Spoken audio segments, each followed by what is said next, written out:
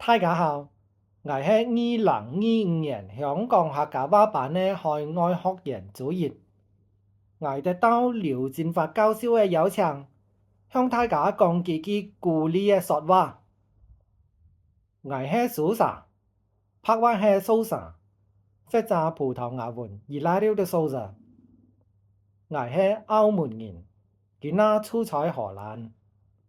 我係法國社科院東亞語言研究所嘅附屬研究員，去年主要研究粵語老講視頻話。我哋大部分學員嘅學習目的唔一樣，大部分學員係客家人，想分享重拾增強自家嘅客家話。我就好像冇客家人身份，我純粹對客家話有學術興趣，因為客家話老粵語係好接近呢。但係我也明白大家想宣傳客家話嘅心情。我成長嘅時候，就係一隻一班呢講廣州話嘅小仔。我爸有葡萄牙背景，但係佢在屋企缺少講葡文。另外，我家公家婆講嘅沙琪話，我也學唔好。主要我想學葡文、學沙琪話，仍然可以學嘅，但係就冇咁容易學啦。所以我係明白大家嘅處境呢。我作為語言學家，對各位學員，包括我自家，有兩大類嘅建議。第一點，香港嘅學員，大部分人最強嘅係粵語，而你粵語係廣州話。好多學校用粵語授課，但係冇教簡易粵語嘅知識。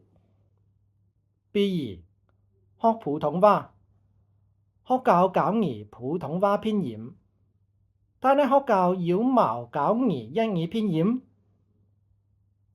學習粵語拼音嘅好處係增強自家對自家粵語發音嘅靈敏度。學會之後，可以更加準確明白自家粵語發音，與其他香港人或者外地人嘅粵語發音有冇分別，有乜嘢分別？如果你已經曉粵語，客家話係好強嘅語言，好容易學嘅。粵語老客家話之間嘅音韻對應係好正常嘅。香港客家話破音、連音、聲調都係少過廣州話。連音，廣州話有最少8隻，香港客家話只有5隻。啊、E、U、A、O。聲調，廣州話有6條，香港客家話只有4條，少2條。你用粵語知識來學客家話，容易過你用客家話知識來學粵語。也就大部分人都已經曉粵語，唔係母語嘅，也已經講得好高水平。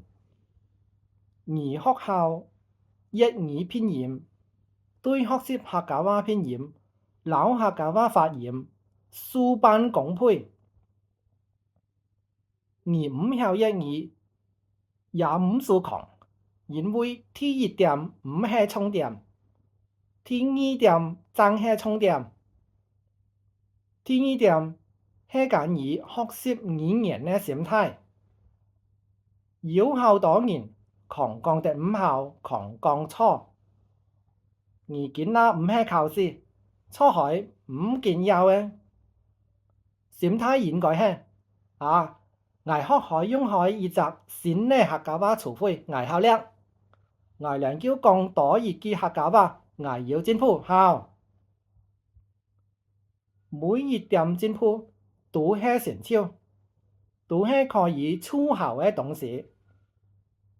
係人都曉出錯，有錯係代表你有心學，代表你落力過好多其他人，代表你有進步。有陣時你可能唔記得丟除灰，唔緊要，你再查1擺、2擺、7、8、9、10擺，唔緊要嘅。記得唔好俾人拖走你講家鄉話嘅權利，更加唔好自我放棄講家鄉話嘅機會。有條仔嘅話，在屋下有幾種母語係冇問題嘅。你看馬來西亞人有3、4、5、6種語言係好平常嘅。我唔係變壓迫大家，我哋係輕鬆學習。但係客家話嘅宣傳唔係靠我，唔係靠佢，係靠你。你前進就有希望，稍稍前進都係前進。客家人加油！祝大家在學習客家話嘅路上快樂前進，也祝大家平安晚年，身體健康，事事順利，恭喜發財！多謝各位。